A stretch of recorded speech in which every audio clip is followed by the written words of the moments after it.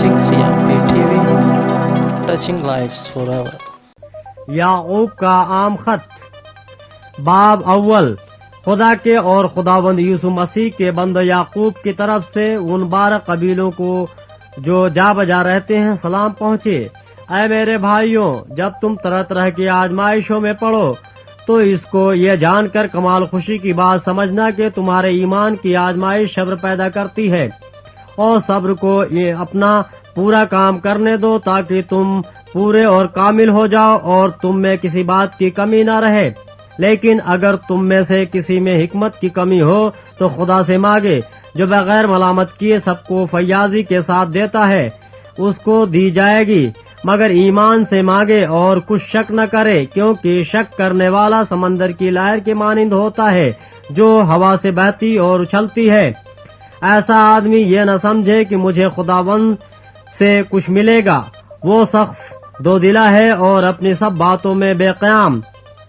अदना भाई अपने आला मर्तबा पर फख्र करे और दौलतमंद अपनी अदना हालत पर, इसलिए कि घास के फूल की तरह जाता रहेगा, क्योंकि सूरज निकलते ही सख्त धूप पड़ती और घास को सुखा देती है और उसका फूल गिर जाता है और उसकी खूबसूरती जाती रहती है। इसी तरह दौलतमंद भी अपनी राह पर चलते चलते खाक में मिल जाएगा। मुबारक वो शख्स है जो आजमाइश की बर्दाश्त करता है, क्योंकि जब मकबूल ठहरा तो जिंदगी का वो ताज हासिल करेगा जिसका खुदावंद ने अपने मोहब्बत करने वालों से वादा किया है। जब कोई आजमाया जाए तो ये न कहे कि मेरी आजमाइश खुदा की तरफ से होती है, क्योंकि न तो खुदा बदी से आजमाया जा सकता है और न वो किसी को आजमाता है। हाँ, हर शख्स अपनी ही ख्वाहिशों में खींच कर और फंस कर आजमाया जाता है। फिर ख्वाहिश शामिल होकर गुनाह को जनती है और गुनाह जब बढ़ चुका हो तो मौत पैदा करता है।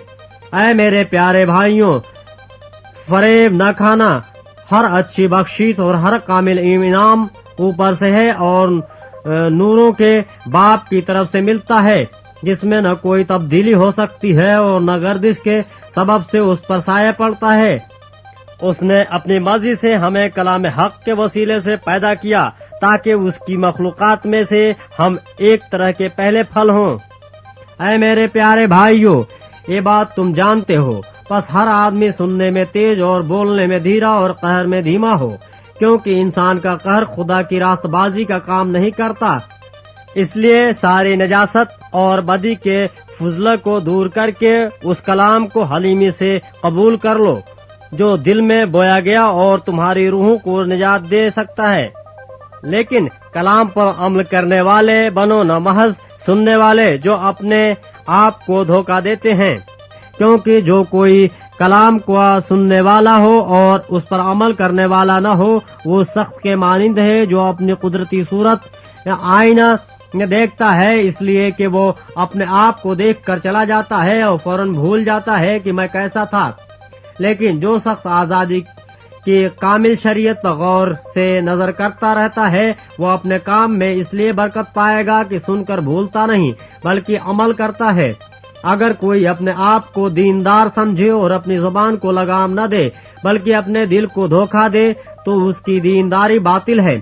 हमारे खुदा और बाप के नजदीक खालिस और बेऐब दीनदारी ये है कि यतीमों और बेवाओं की मुसीबत के वक्त उनकी खबर लें और अपने आप को दुनिया से बेदाग रखें।